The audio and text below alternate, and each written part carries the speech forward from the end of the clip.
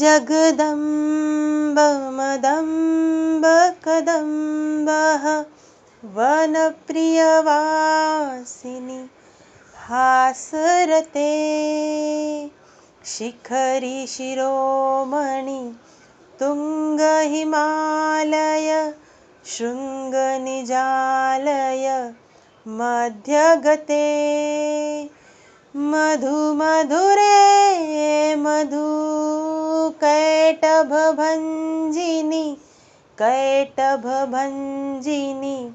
रासरते जय जय हे महिषासुरमर्दिनी रम्यकपर्दिनी शैलसुते अयि गिरिनन्दिनि नन्दितमेदिनि विश्वविनोदिनि नन्दिनुते गिरिवरविन्ध्यशिरोधिनि वासिनि विष्णुविलासिनि जिष्णुनुते भगवति हेशितिकण्ठकुटुम्बिनि भूरि कुटुम्बिनि भूरि कृते जय जय हे महिषासुरमर्दिनि रम्यकपर्दिनि शैलसुते दुर्गे दुर्गति परिहारिणी हे दयामयी भवतारिणी सुरवर वर्षिणि दुर्धर दर्शिनि दुर्मुखमर्षिनि हर्षरते त्रिभुवन पोषिणि शंकर तोषिणि किल्बिषमोषिणि घोषरते धनुजनि रोषिणि दितिसुत रोषिणि दुर्मद शोषिणि सिन्धुसुते जय जय हे महिषासुरमर्दिनि रम्यकपर्दिनि शैलसुते दुर्गे दुर्गति परिहारिणी हे दयामयी भवतारिणी। आप सभी को महासप्तमी की हार्दिक शुभकामनाएं। आज नवरात्रि के 7वें दिन पर माता कालरात्रि की पूजा की जाती है। यह कथा है माँ दुर्गा के 7वें स्वरूप माँ कालरात्रि की। माँ कालरात्रि का रूप भय मुक्ति और साहस का प्रतीक है। उनके नाम में काल यानी समय और रात्रि यानी अंधकार समाहित है। कालरात्रि अर्थात अंधकार से भरा हुआ समय, अंधकार व्याप्त समय, जो अज्ञान और भय का अंत करने वाली देवी को दर्शाता है। माता कालरात्रि की उत्पत्ति की कथा देवी भागवत और अन्य ग्रंथों में विस्तृत रूप से वर्णित है। यह कथा उस समय की है जब धरती और स्वर्ग में राक्षसों का आतंक अपने चरम सीमा पर था। देवताओं को पराजित करके शुंभ और निशुंभ नामक 2 दैत्यों ने अपना अधिकार स्वर्ग पर जमा लिया था, अपना आधिपत्य स्वर्ग पर स्थापित कर दिया था। देवताओं की शक्ति क्षीण हो गई थी और वे पूरी तरह से असहाय और चिंतित घूम रहे थे। स्वर्ग के राजपाट से वंचित और असुरों के आतंक से त्रस्त देवताओं ने त्रिमूर्ति ब्रह्मा, विष्णु और महेश, इन त्रिमूर्ति इन देवों से सहायता की याचना की। महादेवी, जो समस्त शक्तियों की अधिष्ठात्री मानी जाती है, उन्होंने देवताओं की याचना सुनी और उन्हें आश्वासन दिया कि वे उन सब की रक्षा करेंगी।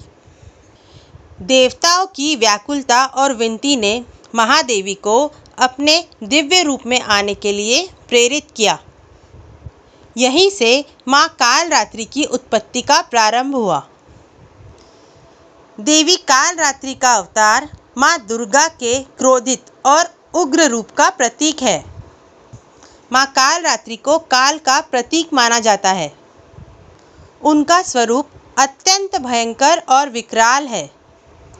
माँ कालरात्रि की उत्पत्ति विशेष रूप से रक्तबीज नामक दैत्य का वध करने के लिए ही हुआ था।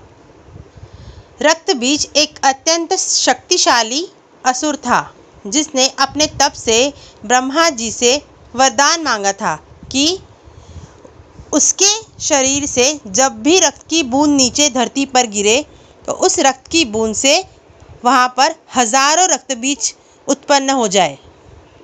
और इस वरदान के कारण देवताओं में या किसी में भी इतना सामर्थ्य नहीं था कि वे रक्त बीज को परास्त कर सके। इस वरदान के कारण जब भी उसके शरीर से रक्त की एक बूंद गिरती, एक नया रक्त बीज उत्पन्न हो जाता। उसे हराना असंभव था। इस स्थिति के वजह से देवता भयानक संकट का सामना कर रहे थे। अतः उन्होंने महादेवी से प्रार्थना की कि वे उनकी रक्षा करें, और तब महादेवी ने कालरात्रि रूप धारण किया।